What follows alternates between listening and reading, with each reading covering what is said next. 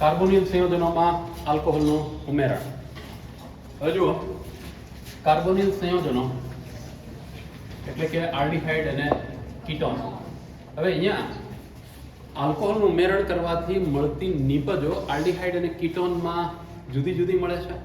એટલે આપણે આ C ડબલ બોન્ડ O લખીએ ને તો બે માટે કોમન થઈ ગયું.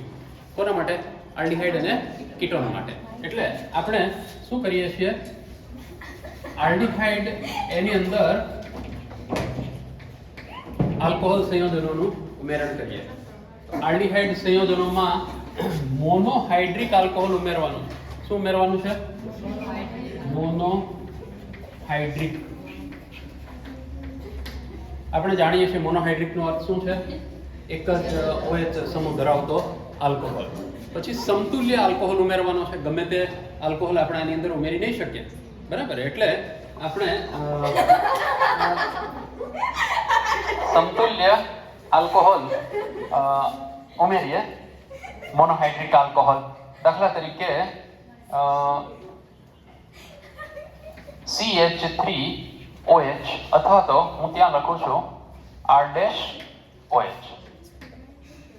આલ્કોહોલ કોની હાજરીમાં ઉમેરવામાં આવે છે? HCl gaseous. પ્રક્રિયા પ્રતિવર્તી છે. હવે જો અહીંયા RCHO ને હું આ રીતે લખું છું RC double bond OH. HCl ની હાજરીમાં સૌથી પહેલું કામ શું થશે? આનું પ્રોટોનેશન થશે. અને પ્રોટોનેશન થાય એટલે આપણને આવું મળશે RC. અહીંયા OH અહીંયા આવી ગયો પ્લસ વીજભાર, અહીંયા માઇનસ, માઇનસ સાથે H પ્લસ જોડાઈ ગયો એટલે તટસ્થ બની ગયો. અને અહીંયા આ H છે ને એને હું આ રીતે લખું છું. તો હવે બરાબર સમજો, કાર્બનની 3 સંયોજકતા તો આમ પૂરી છે અત્યારે, એક હાઇડ્રોજન ને બાકીની 2 સંયોજકતા અહીં બતાવેલી છે. અહીંયાથી H પ્લસ આની સાથે જોડાયો, બાકી રહ્યું આલ્કોક્સી સમૂહ, બરાબર? તો આલ્કોક્સાઇડ OR ડેશ અહીંયા જોડાશે. આનો ધન વીજભાર દૂર થશે. ક્લિયર છે? આની અંદર આલ્કોક્સી સમૂહ પણ છે અને OH સમૂહ પણ છે, માટે આને આલ્કોક્સી આલ્કોહોલ કહે છે. શું કહેવાય છે? Alkoxy alcohol. અને એનું બીજું નામ છે હેમીએસિટાલ.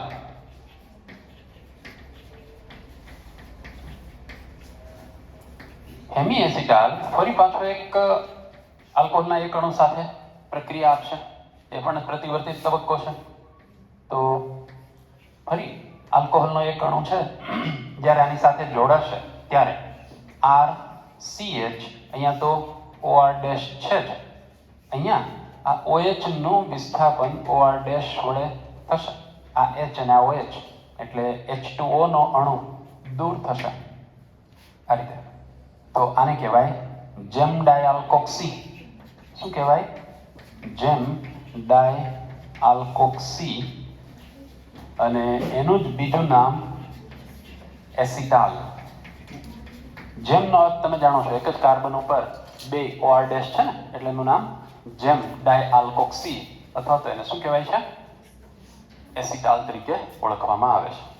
તો આવી નિપજ મળે છે કોની સાથે? આલ્ડીહાઇડ સાથે. આપણે કીટોન સાથે પણ આ પ્રક્રિયા જોવાની છે. તો હવે સમજીએ કીટોન સાથેની પ્રક્રિયા.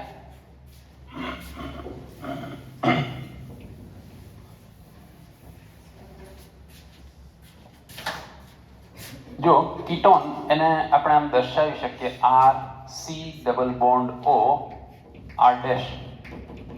આ રીતે કીટોનને દર્શાવીએ. કીટોનની પ્રક્રિયા ડાયહાઇડ્રિક આલ્કોહોલ સાથે થાય છે. અને ડાયહાઇડ્રિકનો અર્થ શું?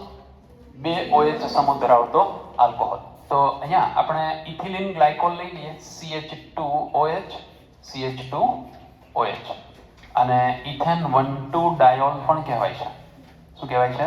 Ethane 1,2 diol ethylene glycol. HCl gaseous એની હાજરીમાં પ્રક્રિયા થાય છે ત્યારે જો અહીંયા ચક્રીય સંયોજન મળે છે અને એને આપણે આમ લખી શકીએ RC, પછી અહીંયા R ડેશ. અહીંયાથી આ ઓક્સિજન દૂર થાય છે. આ 2 હાઇડ્રોજન સાથે તમે એને આમ દર્શાવી શકો. એટલે પાણીનો અણુ દૂર થઈ ગયો અને હવે અહીંયા જોડાઈ જાય છે O CH2 O CH2. આને કહેવાય છે ચક્રીય કિટાલ. શું કહેવાય છે? ચક્રીય કિટાલ તરીકે ઓળખવામાં આવે છે. યાદ રાખો કે બેની અંદર બે બે OH સમૂહ જ ઉમેરાય છે. OR ડેશ બેની અંદર બે OR ડેશ સમૂહ છે એ જ ઉમેરાય છે. પણ ખાસ યાદ રાખજો, પહેલામાં બે તબક્કામાં, પહેલા આલ્કોહોલનો એક અણુ ઉમેરાયો, પછી બીજો અણુ ઉમેરાયો. અહીંયા બંને આલ્કોહોલ છે એની અંદર ડાયહાઇડ્રોક્સી આલ્કોહોલ છે અને ડાયહાઇડ્રોક્સી આલ્કોહોલ એક જ તબક્કામાં કીટોનની અંદર ઉમેરાય છે અને શું આપે છે? ચક્રીય સંયોજન, જેને ચક્રીય કિટાલ તરીકે ઓળખવામાં આવે છે. ક્લિયર છે? જો આનું એસિડિક માધ્યમમાં જળ વિભાજન કરવામાં આવે તો મૂળ સંયોજન પાછું મેળવી શકાય છે. એટલે કે જે કીટોન લીધો હોય કીટોન અથવા તો આલ્ડીહાઇડ એને આપણે પાછો મેળવી શકીએ. ચલો હવે કાર્બોનિલ સંયોજનો છે એની અંદર એમોનિયા તેમજ એમોનિયાના વ્યુત્પન્નોનું ઉમેરણ જોવાનું છે. એમોનિયા એટલે NH3. હવે એના વ્યુત્પન્નો એટલે શું? એમાંથી હાઇડ્રોજનનું વિસ્થાપન થાય અને એના સ્થાને અન્ય સમૂહ કે પરમાણુ જોડાય તો એના વ્યુત્પન્નો થઈ ગયા. દાખલા તરીકે અહીંયા NH3 છે એમાંથી હું એક હાઇડ્રોજન છે એને હટાવી દઉં અને એના સ્થાને R જોડી દઉં. આને કહેવાય એમાઇન. શું કહેવાય? એમાઇન. તો આ એનું વ્યુત્પન્ન થયું. ખ્યાલ આવે? પછી હાઇડ્રોજન એક હટાવી અને એના સ્થાને હું OH જોડી દઉં. આને કહેવાય હાઇડ્રોક્સિલ એમાઇન. શું કહીશું? Hydroxyl amine. એવી રીતે એક હાઇડ્રોજન હટાવીને NH2 જોડીએ તો જે બને એને કહેવાય હાઇડ્રેઝિન. NH2 એનું નામ શું છે? હાઇડ્રેઝિન. હવે આ હાઇડ્રેઝિન છે એમાંથી હું એક હાઇડ્રોજનને હટાવી એના સ્થાને ફિનાઇલ સમૂહ જોડું તો એનું નામ ફિનાઇલ હાઇડ્રેઝિન. શું નામ થશે? ફિનાઇલ હાઇડ્રેઝિન. પછી આ ફિનાઇલ હાઇડ્રેઝિન છે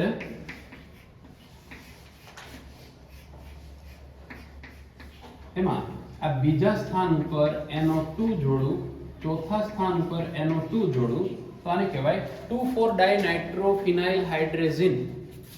2,4-ડાયનાઇટ્રોફિનાઇલ હાઇડ્રેઝિન, જેને ટૂંકમાં 2,4-DNP પણ કહેવાય છે. 2,4-ડાયનાઇટ્રોફિનાઇલ હાઇડ્રેઝિન એટલે 2,4-DNP. ઓકે, એવી રીતે NH2. હવે અહીંયા હાઇડ્રોજન છે એના સ્થાને NHCO NH2 જોડીએ તો આને કહેવાય છે સેમી કાર્બેઝાઇડ. શું કહેવાય છે? સેમી કાર્બેઝાઇડ. તો આપણે શું કરવાનું છે? કાર્બોનિલ સંયોજનો છે ને એની અંદર એમોનિયા, એમાઇન, હાઇડ્રોક્સિલ એમાઇન, હાઇડ્રેઝિન, પછી ફિનાઇલ હાઇડ્રેઝિન, 2,4-ડાયનાઇટ્રોફિનાઇલ હાઇડ્રેઝિન અને સેમી કાર્બેઝાઇડ, આ બધા સંયોજનો ઉમેરીએ ત્યારે કયા પ્રકારની નિપજ મળે છે એ સમજવાનું છે. તો વન બાય વન આપણે જોઈએ. અને જો આ બધું જ આપણે ન લખવું હોય તો એનું એક કોમન સમીકરણ તમને આપેલું છે અને પછી નીચે કોષ્ટક આપી દીધેલું છે. બરાબર? તો એક કોષ્ટક પ્રમાણે તમે કરી શકો. બધું જ લખવાની શા માટે જરૂર નથી એ સમીકરણ જોઈએ ને તો તમને ખ્યાલ આવશે.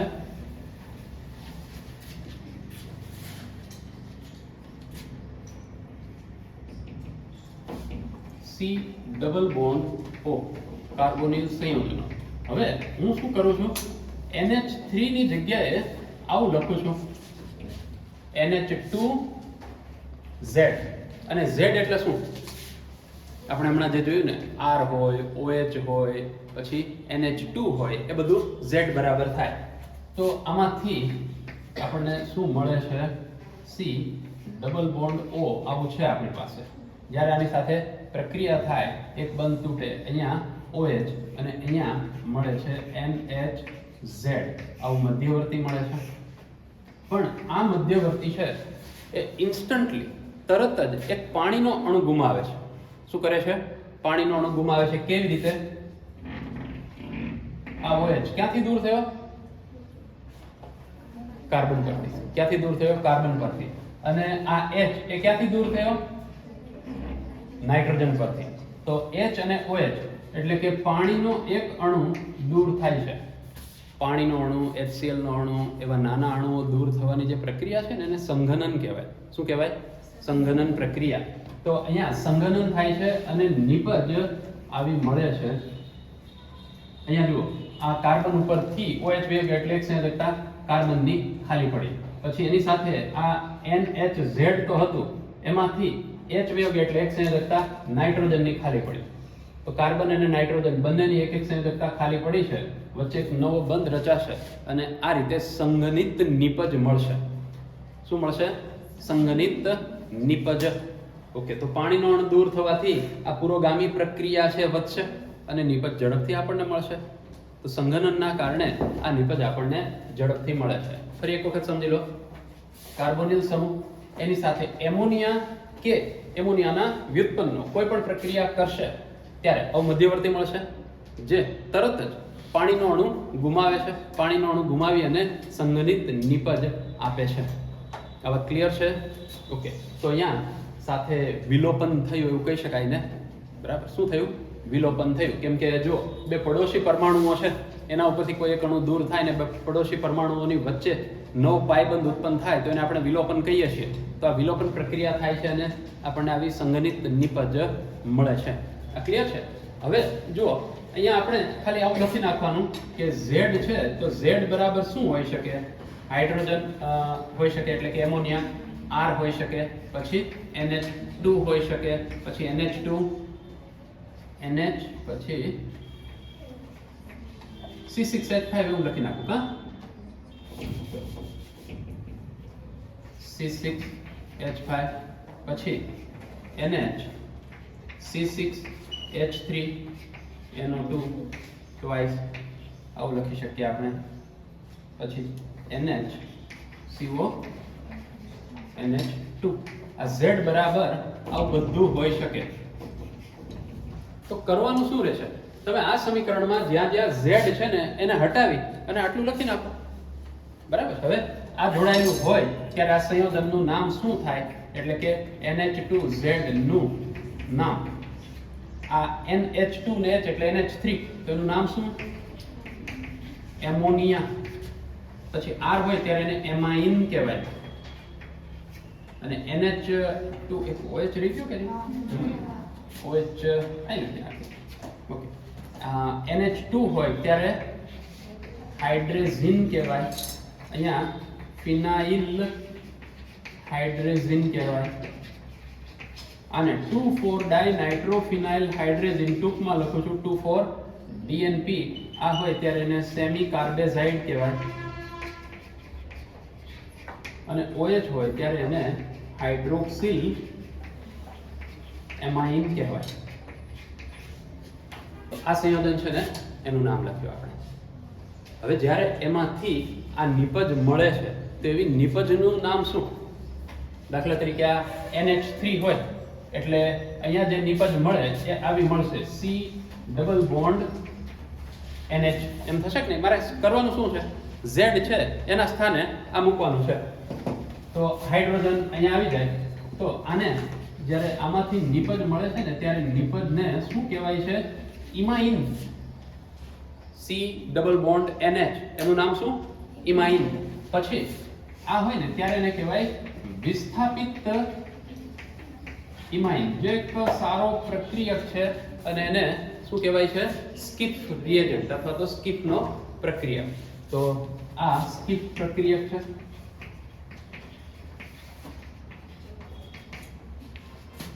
ત્યાર પછી હાઇડ્રેઝિન થી જે નિપજ પ્રાપ્ત થાય છે એનું નામ હાઇડ્રેઝોન. ત્યારબાદ ફિનાઇલ હાઇડ્રેઝિન થી જે નિપજ પ્રાપ્ત થાય એનું નામ ફિનાઇલ હાઇડ્રેઝોન. ઓકે, પછી આ 2,4-ડાયનાઇટ્રોફિનાઇલ હાઇડ્રેઝોન. પેલામાં હાઇડ્રેઝિન હતું, આમાં હાઇડ્રેઝોન થશે. ઓકે, સેમી કાર્બેઝાઇડ છે એમાં જે નિપજ મળે છે એનું નામ સેમી કાર્બેઝોન. હાઇડ્રોક્સિલ એમાઇન, એનાથી જે નિપજ પ્રાપ્ત થાય એનું નામ ઓક્ઝાઇન છે. ઓક્ઝાઇન. તો જુઓ, જરૂરી નથી કે તમારે આખું આમ જ પૂછાય. દાખલા તરીકે તમને આમાંથી કોઈ પણ એક જ પૂછે કે કાર્બોનિલ સમૂહ છે એની સાથે એમોનિયાની પ્રક્રિયા એમ ન કે, અને એના બદલે તમને એમ કીધું હોય કે 2,4-DNP ની પ્રક્રિયા થાય તો એના માટેનું સમીકરણ લખો. તો તમારે શું કરવાનું, અહીંયા NH2Z એવું નહીં લખવાનું, તમારે અહીંયા NH2 પછી આ જે 2,4-DNP છે ને એનું બંધારણ લખવું પડે તમારે. અને 2,4-DNP એટલે 2,4-ડાયનાઇટ્રોફિનાઇલ હાઇડ્રેઝિન, એટલે એનું બંધારણ આમ થાય.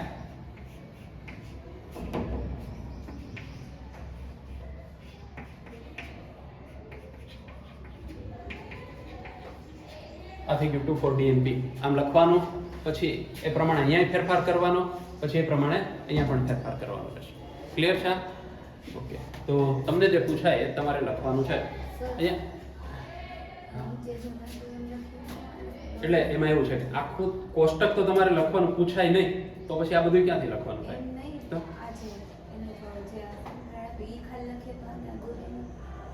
આમ ન લખીએ એના બદલે તમે પછી આમ Z બરાબર કરીને આમ લખી નાખો, એવું નહીં કરવાનું. આ તો Z આઉટ અહીંયા Z કરીને શું કામ લખ્યું છે કે આ બધી જ પ્રક્રિયાના સમીકરણ તમે પ્રેક્ટિસ કરતા હો ત્યારે તમારે બધી પ્રક્રિયાના સમીકરણ લખવા જોઈએ એક એક, બરાબર? એટલે એક પૂછાણું હોય ને તો આવું લખાય નહીં. લખો ખોટું ન પડે કાંઈ, ચાલશે, બરાબર? પણ તમારે ખરેખર તો આ રીતે એક એક સમીકરણ પ્રેક્ટિસ માટે લખવું જોઈએ. આ ક્લિયર છે? આની અંદર એક વાક્ય ખૂબ અગત્યનું છે અને તમને જો ત્યાં નીચે આપેલું છે એને ખાસ તમારે યાદ રાખવાનું છે. ઇવન પ્રેક્ટિકલ માટે પણ એક ખૂબ અગત્યનું છે. તો 2,4-DNP છે એ પીળો, નારંગી અથવા તો રાતો રંગ આપે છે.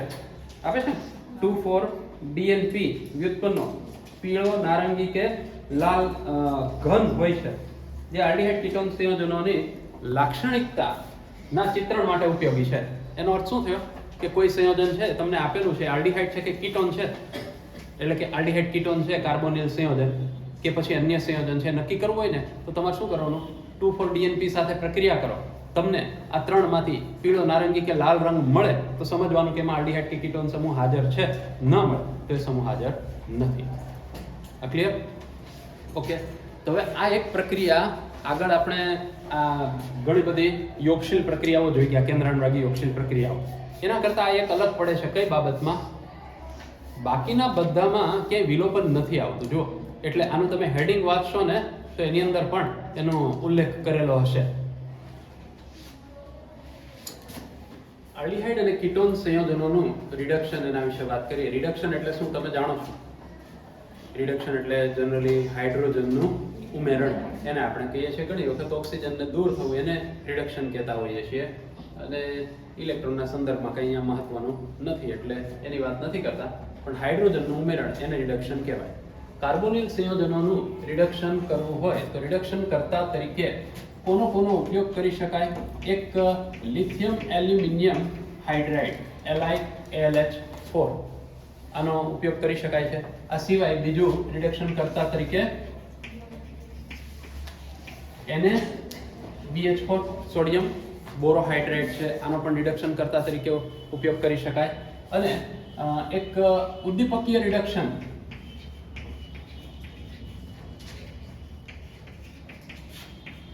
તો ઉદ્દીપકીય રિડક્શન કરવું હોય તો એના માટે ઉદ્દીપક તરીકે નિકલ, પેલેડિયમ કે પ્લેટિનમ અને પ્લસ હાઇડ્રોજન, આના વડે રિડક્શન થઈ શકે. યાદ રાખજો, જ્યારે આ રિડક્શન કરતા અથવા તો આ ઉદ્દીપકની હાજરીમાં હાઇડ્રોજન વડે રિડક્શન કરીએ, એટલે કે ઉદ્દીપકીય રિડક્શન કરીએ, ત્યારે જે નિપજ મળે છે એ નિપજ હાઇડ્રોકાર્બન હોય છે. સોરી, નિપજ તરીકે આલ્કોહોલ મળે છે. શું મળશે? નિપજ આલ્કોહોલ મળશે. હવે આપણે જો આલ્કોહોલ મેળવવું હોય, બરાબર, તો આ પ્રક્રિયા કરીશું. પણ ધારો કે હાઇડ્રોકાર્બન મેળવવું છે તો એના રિડક્શનની પદ્ધતિ થોડીક જુદી છે. એટલે પહેલા આપણે આ રીતે રિડક્શન કરીએ. કોના વડે? લિથિયમ એલ્યુમિનિયમ હાઇડ્રાઇડ અથવા તો સોડિયમ બોરોહાઇડ્રેટ વડે, અથવા તો ઉદ્દીપકીય રિડક્શન કરીએ તો એનાથી જે નિપજ મળશે એ શું મળશે? આલ્કોહોલ મળશે. દાખલા તરીકે આમ છે RCHO, અને આનું રિડક્શન આપણે કર્યું LiAlH4 વડે અથવા NaBH4 વડે અથવા નિકલ, પેલેડિયમ કે પ્લેટિનમ ઉદ્દીપકની હાજરીમાં કોના વડે?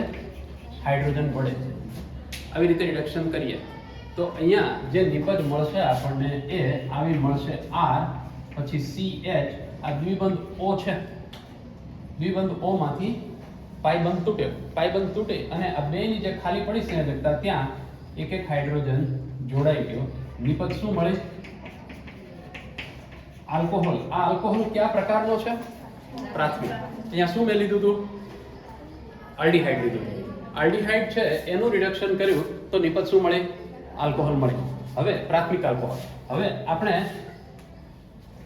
અહીંયા R પછી C double bond O R dash આવું લઈએ છીએ. એટલે કે શું લઈએ છીએ? કીટોન. કીટોનનું રિડક્શન કરીએ.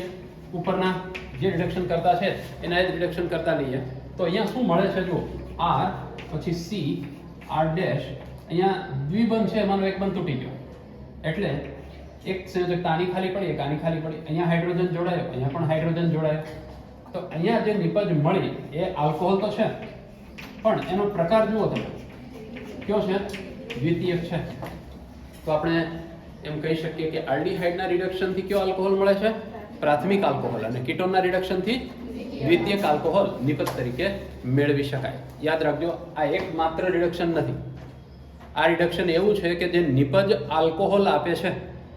હવે એવું રિડક્શન કરીએ કે જેમાં નિપજ આલ્કોહોલ નહીં પરંતુ હાઇડ્રોકાર્બન મળતું હોય. શું મળે છે? હાઇડ્રોકાર્બન. અને એ પ્રક્રિયા પરીક્ષામાં ઘણી બધી વખત પૂછાઈ ગઈ છે. એ નેમ રિએક્શન છે, ક્લેમેન્શન રિડક્શન છે અને વુલ્ફ-કિર્ચનર રિડક્શન છે. તો એ વન બાય વન જોઈએ. પહેલા લઈએ ક્લેમેન્શન રિડક્શન. બેમાં પ્રક્રિયકો જુદા છે, નિપજ સેમ રહેશે. ક્લેમેન્શન કરો તો એ નિપજ રહેશે અને વુલ્ફ-કિર્ચનરમાં એ જ રહેશે. તો પહેલા આપણે વાત કરીએ ક્લેમેન્શન રિડક્શનની.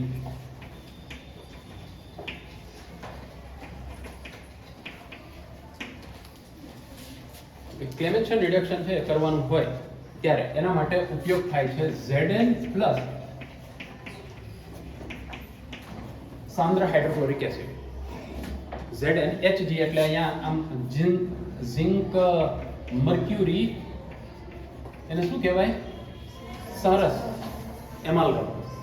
ઝિંક અને મર્ક્યુરીને મિક્સ કરીને બનાવેલું ઝિંક મર્ક્યુરી સરસ અને સાંદ્ર HCl. આના વડે રિડક્શન કરવામાં આવે. જો ધ્યાન આપજો બરાબર, આપણી પાસે છે કાર્બોનિલ સમૂહ, પછી આલ્ડીહાઇડ હોય કે કીટોન હોય અને એની પ્રક્રિયા કોની સાથે આપણે કરીએ છીએ? ZnHg સરસ અને સાંદ્ર HCl સાથે. તો આની સાથે પ્રક્રિયા કરવામાં આવે ત્યારે ખાસ યાદ રાખજો કે જે C ડબલ બોન્ડ O છે એ શેમાં ફેરવાઈ જાય છે? CH2 માં ફેરવાઈ જાય છે. શેમાં ફેરવાઈ જાય છે? CH2 માં ફેરવાઈ જાય છે. એટલે કે કાર્બોનિલ સમૂહ મિથિલિન સમૂહમાં ફેરવાઈ જાય. શેમાં ફેરવાય છે? મિથિલિન સમૂહમાં. અને જો એવું થતું હોય તો વિચાર કરો, કાર્બોનિલ સમૂહમાં ઓક્સિજન હાજર હતો, અહીંયા ઓક્સિજન તો છે જ નહીં હાજર, એટલે આલ્કોહોલ મળવાનો પ્રશ્ન જ નથી આવતો, હાઇડ્રોકાર્બન થઈ જાય. દાખલા તરીકે આમ લખીએ આપણે CH3CHO આમ છે અને આનું આપણે આ ક્લેમેન્શન રિડક્શન કરીએ છીએ. મારે શું કરવાનું? CO હોય ને ત્યાં CH2 લખી નાખવાનું બસ. કાર્બોનિલ સમૂહ મિથિલિન સમૂહમાં કન્વર્ટ થઈ જાય તો અહીંયા જુઓ CH3 પછી આ CO છે ત્યાં CH2 લખો ને એની સાથે એક હાઇડ્રોજન છે એટલે CH3. શું મળી ગયું? ઇથેન મળી ગયું, હાઇડ્રોકાર્બન મળ્યું. અહીંયા નિપજ મળશે હાઇડ્રોકાર્બન. આવી રીતે આમ છે, ધારો કે ketone CH3 C double bond O CH3 acetone છે, ઝિંક મર્ક્યુરી સરસ અને સાંદ્ર HCl એની સાથે પ્રક્રિયા કરીએ છીએ ત્યારે અહીંયા CO છે ત્યાં CH2 લખી નાખવાનું. મારે CH3 નિપજ પ્રોપેન મળે, એ પણ શું છે? હાઇડ્રોકાર્બન છે. તો ખાસ યાદ રાખજો કે આપણે જ્યારે કાર્બોનિલ સંયોજનો છે એનું રિડક્શન કરીએ કોના વડે? ક્લેમેન્શન રિડક્શન કરતા વડે. એટલે કે ઝિંક મર્ક્યુરી સરસ અને સાંદ્ર HCl ના મિશ્રણ વડે રિડક્શન કરીએ ત્યારે કાર્બોનિલ સમૂહ મિથિલિન સમૂહમાં ફેરવાય છે. એટલે કે CO છે ત્યાં CH2 બને છે અને એના કારણે નિપજ શું મળે છે આપણને? હાઇડ્રોકાર્બન નિપજ મળે છે. ઓકે, આ થઈ ગયું ક્લેમેન્શન રિડક્શન. હવે આપણે લઈએ વુલ્ફ-કિર્ચનર રિડક્શન.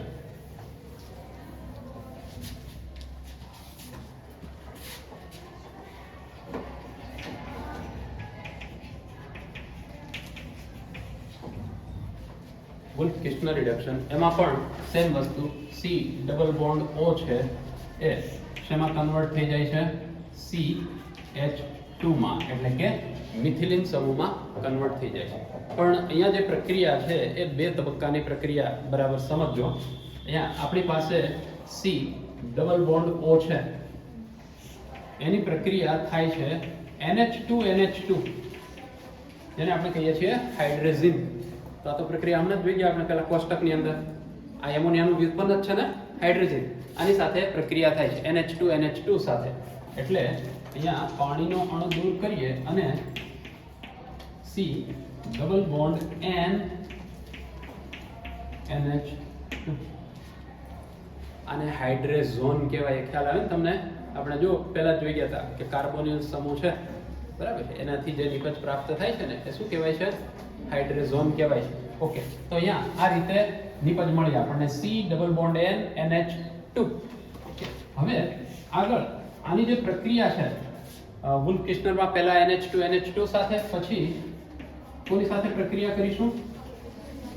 KOH સાથે. અને કોની હાજરીમાં? ઊંચું ઉત્કલન બિંદુ ધરાવતા દ્રાવક ઇથિલિન ગ્લાયકોલ સાથે. અને ઇથિલિન ગ્લાયકોલ સાથે જ્યારે આની પ્રક્રિયા કરવામાં આવે છે ત્યારે એ શેમાં કન્વર્ટ થઈ જાય છે? મિથિલિન સમૂહમાં. શેમાં કન્વર્ટ થઈ જશે? મિથિલિન સમૂહમાં કન્વર્ટ થઈ જશે.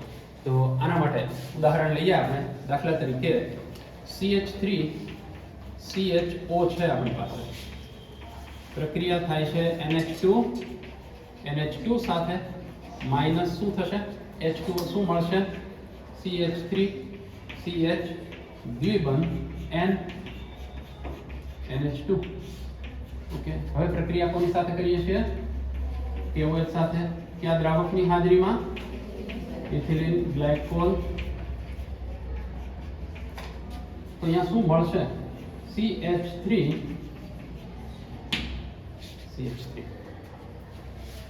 એટલે કે નિપજ શું મળે? ઇથેન મળે, બરાબર છે. એટલે કે અનુવર્તી હાઇડ્રોકાર્બન. અનુવર્તીનો અર્થ શું સમજીએ?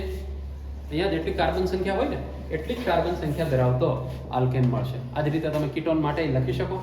કીટોન દાખલા તરીકે પ્રોપેનોન લીધો હોય તો શું મળશે આપણને નિપજ તરીકે?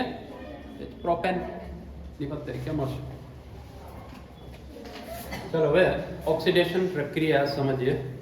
આપણે આલ્ડીહાઇડ અને કીટોન બંનેનું ઓક્સિડેશન જોવાનું છે, પણ આલ્ડીહાઇડ અને કીટોન ઓક્સિડેશનની બાબતમાં એકબીજાથી જુદા પડે છે. કેવી રીતે?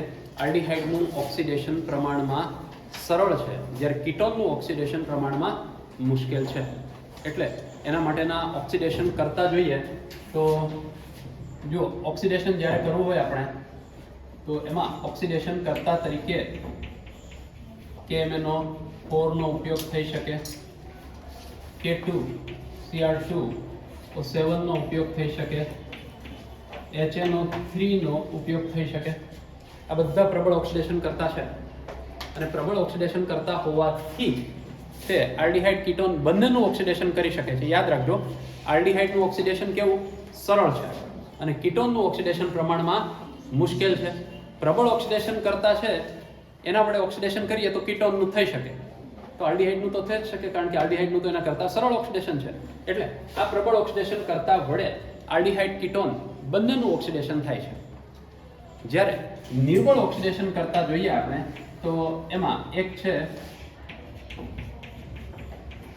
ટોલન્સ પ્રક્રિયા અને બીજો છે ફેલિંગ પ્રક્રિયા. યાદ રાખજો, ટોલન્સ પ્રક્રિયક અને ફેલિંગ પ્રક્રિયક બંને નિર્બળ ઓક્સિડેશન કરતા છે, જે માત્ર ને માત્ર આલ્ડીહાઇડનું ઓક્સિડેશન કરી શકે છે, કીટોનનું નહીં. ખાસ યાદ રાખજો, કોનું ઓક્સિડેશન કરી શકે? આલ્ડીહાઇડનું ઓક્સિડેશન કરી શકે, કીટોનનું ઓક્સિડેશન આના વડે થઈ શકતું નથી. સારું, હજી એમ આગળ જોઈએ તો બેનેડિક પ્રક્રિયક પણ આવે છે. સારું, તો પહેલા આપણે વાત કરીએ આલ્ડીહાઇડના ઓક્સિડેશનની, ત્યારબાદ જોઈએ કીટોનના ઓક્સિડેશનની. શા માટે કીટોનનું ઓક્સિડેશન મુશ્કેલ હશે અને આલ્ડીહાઇડનું ઓક્સિડેશન સરળ છે? તો એનું કારણ એ છે કે કીટોનનું ઓક્સિડેશન થાય એ દરમિયાન કાર્બન કાર્બન બંધને તોડવાની જરૂરિયાત ઊભી થાય છે. અને કાર્બન કાર્બન બંધ છે ને મજબૂત બંધ છે, અને મજબૂત બંધ હોવાથી જો પ્રબળ ઓક્સિડેશન કરતા હશે તો જ એ બંધ તૂટશે, બાકી એ તૂટી શકશે નહીં. માટે કીટોનનું ઓક્સિડેશન છે કેવું ગણાય છે? મુશ્કેલ ગણાય છે. સારું, પહેલા આપણે આલ્ડીહાઇડનું ઓક્સિડેશન કરવું છે. તેના માટે સૌથી પહેલા આપણે લઈએ છીએ ટોલન્સ પ્રક્રિયા, અને ટોલન્સ કસોટી કહેવાય.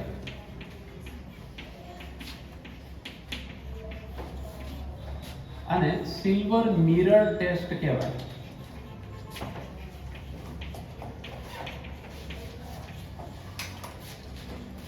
અને આને રજત દર્પણ પણ કહેવાય. સિલ્વર એટલે રજત, મિરર એટલે દર્પણ, તો રજત દર્પણ કસોટી. આ આપણે પ્રેક્ટિકલ કરવાના છીએ, અને થિયરી અત્યારે જોઈ લઈએ એટલે તમને પ્રેક્ટિકલ એકદમ ઇઝીલી આવડી જ જાય. સારું, હવે જુઓ આપણે શું લઈએ છીએ? આલ્ડીહાઇડ. અહીંયા યાદ રાખજો કે આપણી પાસે એલિફેટિક આલ્ડીહાઇડ હોય કે એરોમેટિક આલ્ડીહાઇડ હોય, બંને સાથે આ પ્રક્રિયા થાય છે. એટલે અહીંયા સાથે સાથે AR લખવું હોય તો તમે લખી શકશો.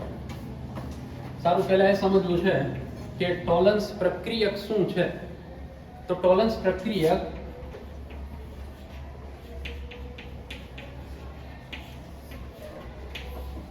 આવું સંકીર્ણ છે. આને એમોનિયકલ સિલ્વર નાઇટ્રેટ કહેવાય.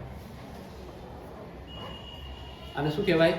એમોનિયકલ સિલ્વર નાઇટ્રેટ કહેવાય. બરાબર છે? એટલે AgNH3 ટ્વાઇસ પ્લસ આલ્કલાઇન માધ્યમમાં પ્રક્રિયા કરે છે, માટે પ્લસ શું આવશે? OH. આને આપણે ગરમ કરવાનું છે. શું? હા, NH3 ટ્વાઇસ. અહીંયા આપણે ગરમ કરવાનું છે. કેવી રીતે ગરમ કરવા માટે? આપણે લઈશું જળ ઉષ્મક. શું લઈશું? જળ ઉષ્મક. જળ ઉષ્મક એટલે શું? જેને ડાયરેક્ટ બર્નર ઉપર ન રાખી શકીએ આપણે, પણ શું કરવાનું? બર્નર ઉપર પાણી ગરમ કરવાનું, ને પાણીની અંદર પછી આ ટેસ્ટ ટ્યુબ રાખવાની હોય છે. તો એને શું કહેવાય? જળ ઉષ્મકમાં ગરમ કરવું. તો જુઓ, ફરી વાર સમજજો. શું લેવાનું છે? પહેલા આલ્ડીહાઇડ, એટલે કે તમને જે પદાર્થ આપેલો છે, પછી એરોમેટિક આલ્ડીહાઇડ હોય તો ભલે, અને એલિફેટિક આલ્ડીહાઇડ હોય તો પણ ભલે. એની અંદર આપણે ટોલન્સ પ્રક્રિયક ઉમેરીશું. ટોલન્સ પ્રક્રિયકમાં મિશ્રણ સાથે આવશે AgNH3 twice plus plus OH minus. OH minus એટલે કે બેઝિક માધ્યમ છે, બીજું કાંઈ છે નહીં. ઓકે, જ્યારે ગરમ કરીએ ત્યારે એમાંથી મળે છે કાર્બોક્સિલેટ. કાર્બોક્સિલેટ એટલે શું? કાર્બોક્સિલિક એસિડનો ક્ષાર. બરાબર? તો કાર્બોક્સિલેટ આયન મળે છે, પ્લસ સિલ્વર ધાતુ મળશે, ચાંદી મળશે. આની અંદર જે નિપજ મળે ને એમાં શું હોય છે? ચાંદી હોય છે. તો એક એ મળશે, અને શું મળે છે? H2O મળે છે. આને સંતુલિત કરવું અગત્યનું છે સમીકરણ. અહીંયા એમોનિયા રહી ગયું, ઓકે, પ્લસ એમોનિયા. આને આપણે સંતુલિત કરવું છે. હવે સંતુલિત કરવા માટે જો ધ્યાન આપજો બરાબર, અને આપણે રેડોક્સ મુજબ સંતુલિત કરીશું. RCHO એમાં કાર્બનનો ઓક્સિડેશન આંક કેટલો છે? +1 છે. જ્યારે અહીંયા કાર્બનનો ઓક્સિડેશન આંક કેટલો છે? +3 છે. ઓકે, AgNH3 ટ્વાઇસ પ્લસ, એમાં Ag નો ઓક્સિડેશન આંક +1 છે. અહીંયા Ag તત્વ સ્વરૂપે છે, ઓક્સિડેશન આંક 0 છે. હવે અહીંયા +1 માંથી 0 થાય છે. ઘટાડો કેટલો છે? 1 નો. ઓકે, અહીંયા +1 માંથી આ કાર્બનનો +3 થાય. +1 માંથી +3 થવું, કેટલો વધારો થયો? 2 નો વધારો. અહીંયા ઘટાડો કેટલો છે? 1 નો છે. એટલે આને હું 2 વડે ગુણી નાખું.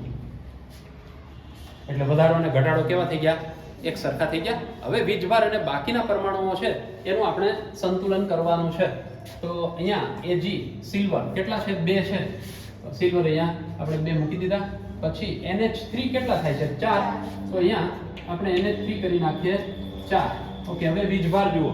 વીજભાર અહીંયા કેટલો છે? આ +2 અને -1. અહીંયા -1 છે. અહીંયા +1 થાય ને, બેનો સરવાળો કરો એટલે +2 અને -1 એટલે +1 થાય. પેલી બાજુ -1 છે. જો આને 3 વડે ગુણી નાખું તો હવે જુઓ, +2 અને -3, -1 થઈ ગયું. પેલી બાજુ તો -1 હતું. હવે હાઇડ્રોજન અને ઓક્સિજનને સંતુલિત કરીએ. અહીંયા ઓક્સિજન આ 1 છે, બરાબર, ને આ 3. 4 છે ઓક્સિજન. કેટલા છે? 4. અહીંયા કેટલા છે? 2. 2 ને 1 3 અહીં 2 વડે ગુણી નાખો તો આ 2 ને 2 4 થઈ ગયા. હાઇડ્રોજન ગણો જોઈએ. આ Na3 ના નહીં હોય. Na3 તો જો અહીંયા 4 હતા તો 4 4 અહીંયા એમ છે. આ હાઇડ્રોજન 4 છે. બરાબર. તો અહીંયા હાઇડ્રોજન એક આલ્ડીહાઇડ માનો ને 3 OH ના હાઇડ્રોજન 4 થયા. તો આ સમીકરણ સંતુલિત છે. તો તમે જ્યારે લખો સમીકરણ ત્યારે તમારે સંતુલિત અવસ્થામાં જ લખવું પડશે.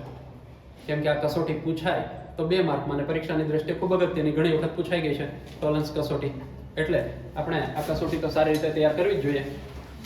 સારું, હવે જો પ્રેક્ટિકલની પદ્ધતિ સમજી લો. તમને આપવામાં આવેલ કાર્બનિક સંયોજન જો આલ્ડીહાઇડ હોય તો જ આ કસોટી મળશે. તમે ટેસ્ટ ટ્યુબમાં લીધું, પછી એની અંદર શું કર્યું? ટોલન્સ પ્રક્રિયક ઉમેર્યું. ટોલન્સ પ્રક્રિયક ઉમેરી પછી એને એક બીકરની અંદર પાણી ગરમ કરીને, પાણી ગરમ કરેલું છે એમાં ટેસ્ટ ટ્યુબ તમે મૂકો એટલે ગરમ થશે. ધીમે ધીમે એની અંદર જો આલ્ડીહાઇડ હશે તો સિલ્વર છૂટું પડશે.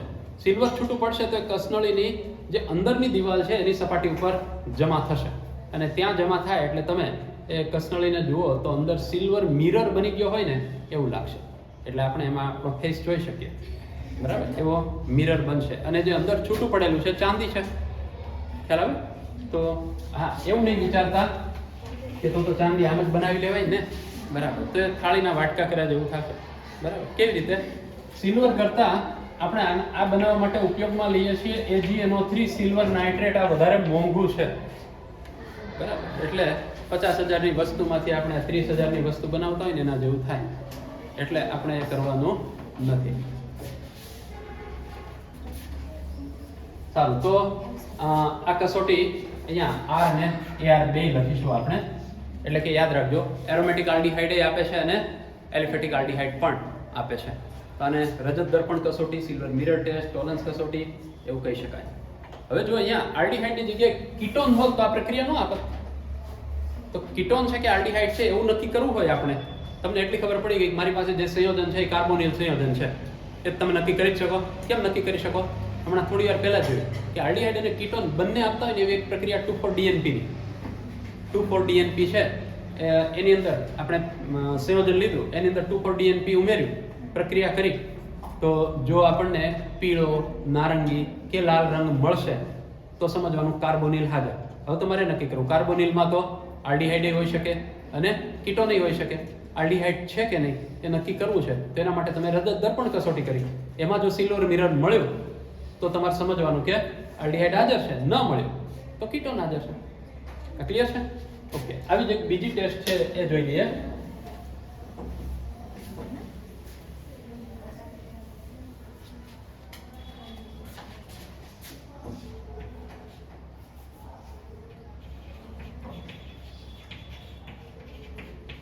ફેહલિંગ કસોટી. તો ફેહલિંગ કસોટી છે એની અંદર ઉપયોગ કરવામાં આવે છે ફેહલિંગ દ્રાવણનો.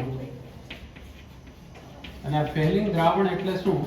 ફેહલિંગ દ્રાવણ એટલે ફેહલિંગ A વત્તા ફેહલિંગ B. આ તો સંજ્ઞાઓ આપી છે. ફેહલિંગ A એટલે શું? ફેહલિંગ A એટલે કોપર સલ્ફેટનું જલીય દ્રાવણ. શું થશે? કોપર સલ્ફેટનું જલીય દ્રાવણ. ફેહલિંગ B એટલે આલ્કલાઇન. આલ્કલાઇન એટલે કેવું? બેઝિક. સોડિયમ, પોટેશિયમ ટાર્ટ્રેટ, જેને રોશેલ ક્ષાર પણ કહેવાય. આલ્કલાઇન એટલે બેઝિક. આ બંનેને આપણે 1:1 પ્રમાણમાં મિશ્ર કરવાના છે. બંનેને 1:1 પ્રમાણમાં મિશ્ર કરીએ તો મળે એને કહેવાય ફેહલિંગ દ્રાવણ. આ ક્લિયર છે? ફેહલિંગ દ્રાવણ એટલે શું? ફેહલિંગ A વત્તા ફેહલિંગ B. ફેહલિંગ A શું છે? કોપર સલ્ફેટનું જલીય દ્રાવણ. ફેહલિંગ B શું છે? આલ્કલાઇન એટલે કે બેઝિક. કોણ? Sodium, potassium tartrate. એનું બીજું નામ શું છે? રોશેલ ક્ષાર. ઓકે, તો આ રીતે આપણને મળશે ફેહલિંગ દ્રાવણ. હવે જ્યારે પ્રક્રિયા સમીકરણમાં લખીએ ને ત્યારે એની અંદર આ બધું લખવાનું થતું નથી. વર્ણનમાં તમે આ બધું લખશો. પ્રક્રિયા સમીકરણની અંદર તમારે શું કરવાનું છે જુઓ. આપણે લઈ લીધું RCHO એટલે કે શું લીધું છે? આલ્ડીહાઇડ વત્તા હવે અહીંયા ફેહલિંગ દ્રાવણ ઉમેરવાનું છે એની અંદર. પણ ફેલિંગ દ્રાવણ તમે ઉમેરો ને ત્યારે તમારે આટલું લખવાનું થાય Cu2 વત્તા OH માઇનસ. આલ્કલાઇન બેઝિક માધ્યમ છે એટલે OH માઇનસ, અને આ CuSO4 માં કોણ છે? Cu2+. આમ કરવાથી સમીકરણને સરળતાથી સંતુલિત કરી શકાશે. એટલે પ્રક્રિયકમાં તમારે આટલું લખવાનું થશે. ઓકે, હવે આની વચ્ચે પ્રક્રિયા થાય છે ત્યારે આલ્ડીહાઇડમાંથી મળે છે કાર્બોક્સિલેટ આયન RCOO-. શું મળશે? કાર્બોક્સિલેટ આયન મળશે, સાથે Cu2O મળશે, જેને કહેવાય ક્યુપ્રસ ઓક્સાઇડ. તો તમને ખબર પડી જોઈએ કે આની અંદર Cu નો ઓક્સિડેશન આંક +1 હોય છે. શું હોય છે? +1. અને પ્લસ શું મળશે? H2O. તો બરાબર સમજો, આલ્ડીહાઇડ એની પ્રક્રિયા કરી આપણે ફેલિંગ દ્રાવણ સાથે, એટલે કે Cu2+ અને OH- સાથે, ત્યારે એમાંથી નિપજ મળે છે કાર્બોક્સિલેટ આયન. બરાબર, એટલે કાર્બોક્સિલેટ આયન ક્ષાર સ્વરૂપે હોય છે. પછી Cu2O અને H2O. આ Cu2O છે એનો રંગ છે એ તપકીરીઓ લાલ કે કેવો? કથ્થાઈ લાલ. લાલ કથ્થાઈ લાલ નહીં, લાલ કથ્થાઈ. ઓકે, લાલ કથ્થાઈ. ઓકે, તો લાલ કથ્થાઈ રંગનો અવક્ષેપ મળશે. ક્યારે? જો આલ્ડીહાઇડ હશે તો. આ વાત ક્લિયર છે? તો જુઓ, અહીંયા તમે વર્ણન વાંચશો તો એની અંદર જુઓ તો એવું લખેલું છે કે આ ફક્ત એલિફેટિક આલ્ડીહાઇડ સાથે જ પ્રક્રિયા આપે છે. તો અહીંયા હું AR નહીં લખી શકું. બે છે, જો એલિફેટિક છે એટલે આ ફક્ત એલિફેટિક આલ્ડીહાઇડ આપશે. એટલે અહીંયા હું AR કરીને લખવા માંગુ તો લખી શકીશ નહીં.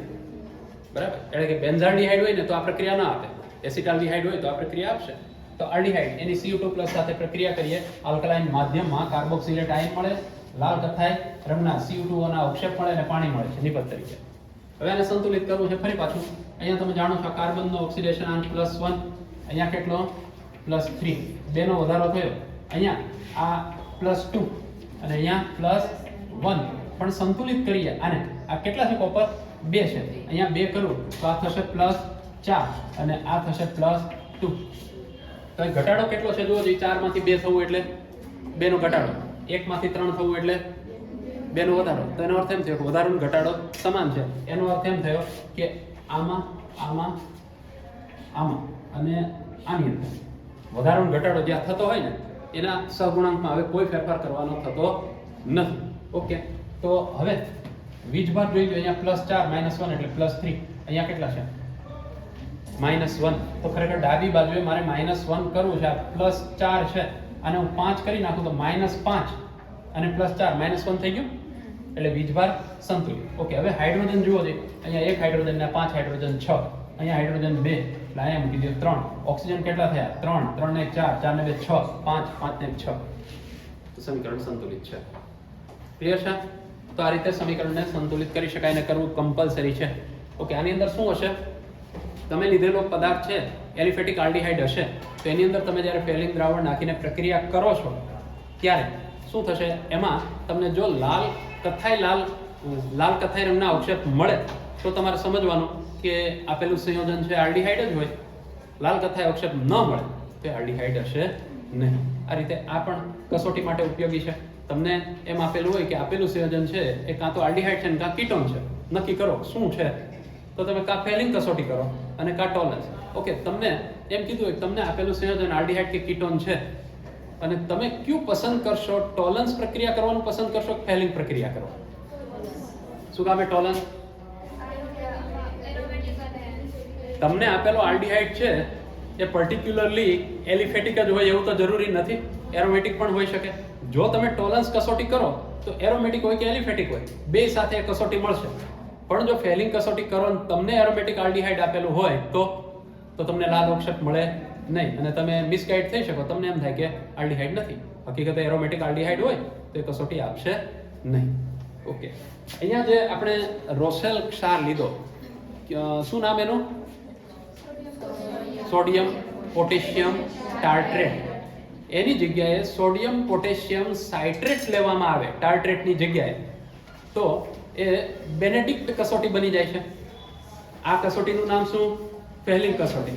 ફેલિંગ અને બેનેડિક્ટ એ બેમાં લાંબો તફાવત નથી, યાદ રાખજો બરાબર. બેનેડિક્ટ કસોટીમાં જે રોસેલ ક્ષાર છે ને ત્યાં ડિફરન્સ જોવા મળે છે. ત્યાં રોસેલ ક્ષાર નહીં હોય બેનેડિક્ટમાં. ત્યાં શું હશે? Sodium potassium. અહીંયા જે ટાર્ટ્રેટ હતું ત્યાં શું હશે? સોડિયમ પોટેશિયમ સાઇટ્રેટ હશે. તો એને બેનેડિક્ટ કસોટી કહેવામાં આવે છે. તો આપણે આલ્ડીહાઇડ કીટોનનું ઓક્સિડેશન જોઈ રહ્યા છીએ અને એમાં આલ્ડીહાઇડનું ઓક્સિડેશન જોયું ને આપણે. કઈ કઈ કસોટી જોઈ?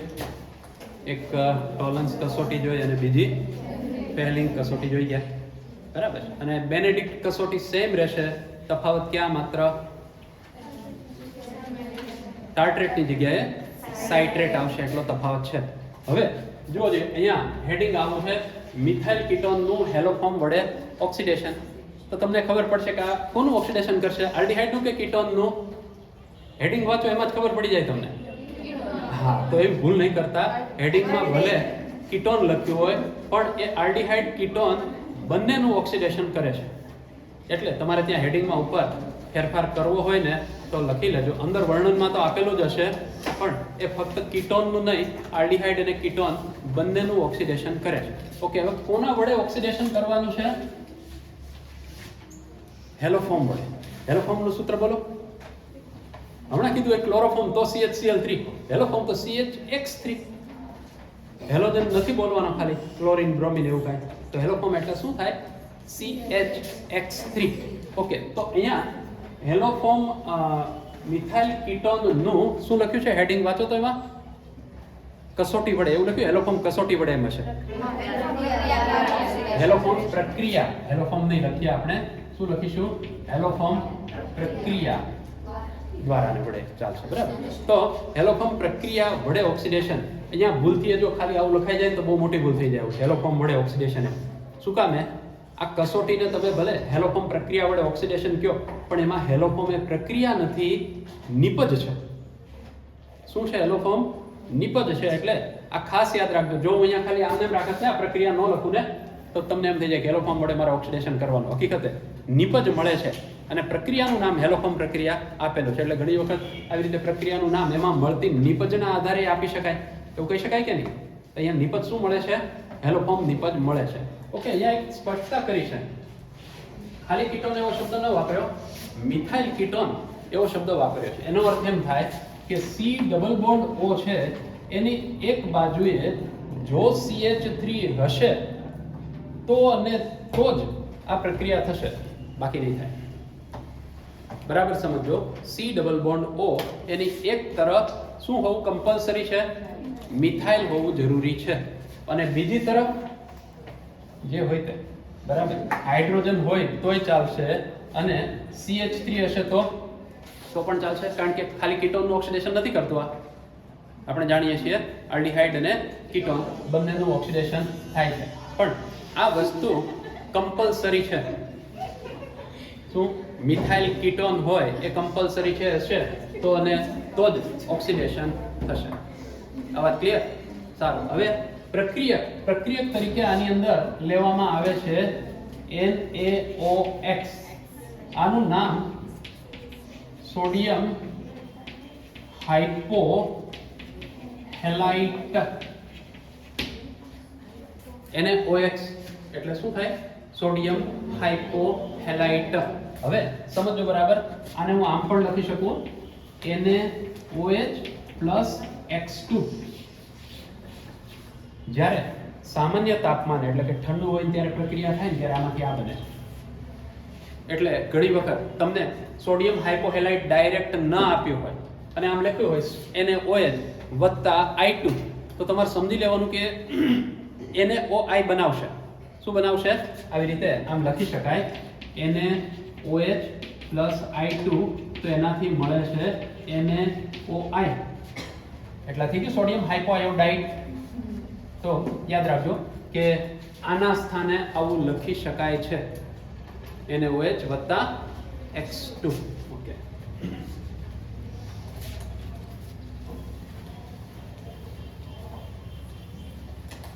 સારું. તો અહીંયા પ્રક્રિયક છે સોડિયમ હાઇપોહેલાઇટ.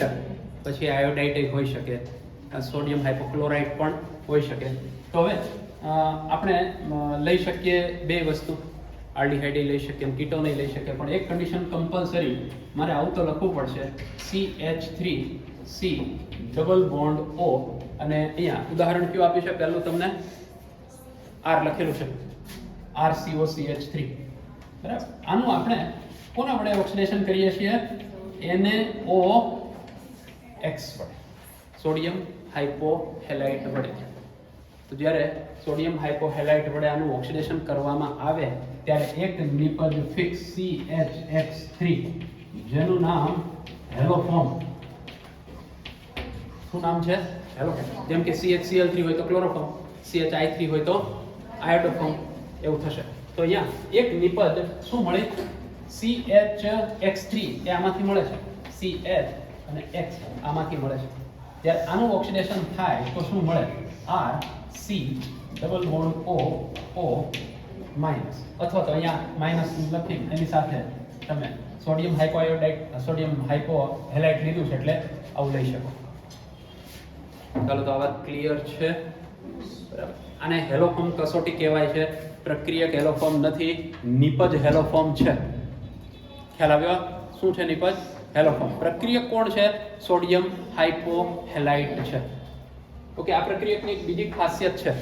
આ પ્રક્રિયક વડે જ્યારે તમે આલ્ડીહાઇડ કે કીટોનનું ઓક્સિડેશન કરો છો ત્યારે તેમાંના દ્વિબંધને કોઈ અસર થતી નથી. અને એના માટે તમને એક ઉદાહરણ આપેલું છે કે કંઈક આવું છે, 3-મિથાઇલ, પછી કીટોન છે ને, 3-મિથાઇલ નામ છે, કેવું છે? 3-મિથાઇલ પેન્ટ 3-in-2-on, 3-મિથાઇલ પેન્ટ 3-in-2-on. ચાલો, આનું ઓક્સિડેશન કરીએ આપણે. તો 3-મિથાઇલ પેન્ટ 3-in-2-on, તેમાં આપણને એટલી તો ખબર પડી કે કાર્બનની સંખ્યા કેટલી છે? 5 આલ્કેન મૂળ પેન્ટ છે. પછી 3-in નંબરિંગ, ધારો કે હું અહીંથી કરું છું 1 2 3 4 5. 3-in એટલે ક્યાં દ્વિબંધ હશે? ત્રીજા અને ચોથા વચ્ચે, તો અહીંયા દ્વિબંધ છે. પછી 3 ઉપર મિથાઇલ એટલે અહીંયા ત્રીજો છે, એના ઉપર અહીંયા મિથાઇલ લખી શકું. ઓકે, અને 2-on એટલે અહીંયા દ્વિબંધથી ઓક્સિજન જોડી દો. હવે ખૂટતી સંયોજકતા હાઇડ્રોજન વડે પૂરી કરીએ તો CH3 CH, પછી અહીંયા કંઈ નહીં, અહીંયા CH3. આ છે 3-મિથાઇલ પેન્ટ 3-in-2-on. હવે હું આને આવી રીતે લખું છું. આ કાર્બન, એની સાથે એક હાઇડ્રોજન, એક મિથાઇલ, પછી દ્વિબંધ, પછી આ કાર્બન છે એના ઉપર એક મિથાઇલ છે, એના નામ લખી નાખું મિથાઇલ. પછી અહીંયા C ડબલ બોન્ડ O અને CH3. તમને ટેક્સ્ટ બુકમાં આવું આપેલું છે, અને આવું કંઈ લખવું જરૂરી હોતું નથી, બરાબર. તમે આમ લખી નાખો તો પણ ચાલશે. આપણને પ્રક્રિયા તો ખબર જ છે. ઓકે, હવે આની પ્રક્રિયા હું કરું છું NaOI સાથે. કોની સાથે? સોડિયમ હાઇપોઆયોડાઇડ સાથે. સોડિયમ હાઇપોઆયોડાઇડ સાથે પ્રક્રિયા કરવામાં આવે ત્યારે શું થાય છે સમજો ખાસ. તમારે એટલું જ ધ્યાન રાખવાનું છે કે આ કાર્બોનિલ સમૂહ એ મિથાઇલ કીટોન હશે, એટલે એની એક બાજુ મિથાઇલ હશે, એ મિથાઇલને પહેલા પકડો. તો આ મિથાઇલ એમાંથી પહેલા બનાવી નાખો CHI3. અહીંયા મેં NaOI લીધું છે એટલે આ બન્યું ને એ આયોડોફોર્મ છે. આયોડોફોર્મ ખરાબ વાસ ધરાવતો પદાર્થ છે. ખરાબ વાસ ધરાવે છે એટલે આપણને તરત જ ખબર પડી જાય કે આ મિથાઇલ કીટોન હોવો જ જોઈએ. તો અહીંયા CHI3 બને છે. આ ક્લિયર છે? ઓકે, હવે જો બાકીનું સંયોજન હું લખું છું એ ધ્યાન આપો. આ CH, પછી અહીંયા CH3, આ દ્વિબંધ CH3, અને અહીંયા COO માઇનસ Na પ્લસ. જો દ્વિબંધને કાંઈ અસર થઈ નહીં, આનું કીટોનનું ઓક્સિડેશન થઈ ગયું, એટલે કે કાર્બોક્સિલેટ આયન બની ગયું. તો ખાસ યાદ રાખજો કે આ એવો ઓક્સિડેશન કરતા, સામાન્ય રીતે શું થતું હોય, ઓક્સિડેશન કરતા છે ને પ્રબળ હોય ને તો દ્વિબંધ છે ને એને તોડી નાખે અને એને કાર્બોક્સિલિક એસિડમાં ફેરવી નાખે. પણ અહીંયા આ ઓક્સિડેશન કરતા વડે દ્વિબંધને કોઈ અસર થતી નથી, અને શું બળી જાય છે? કાર્બોક્સિલેટ આયન અને સાથે આયોડોફોર્મ. ખરાબ વાસ આવે એટલે સમજી લેવાનું કે આયોડોફોર્મ બન્યું. આયોડોફોર્મ તો જ બન્યું હોય જો અહીંયા લીધેલ પદાર્થ મિથાઇલ કીટોન હોય.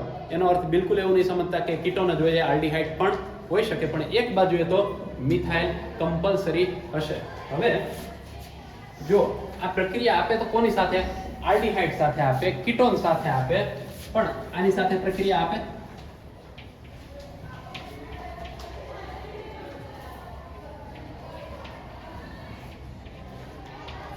આવું સંયોજન છે. આટલો ભાગ છે એની અંદર CH3CHOH. આગળ પછી આપણે કીટોન સમૂહ ક્યાંય લેતા નથી. શું આમાંથી એ નિપજ આપી શકે? આયોડોફોર્મ આપશે?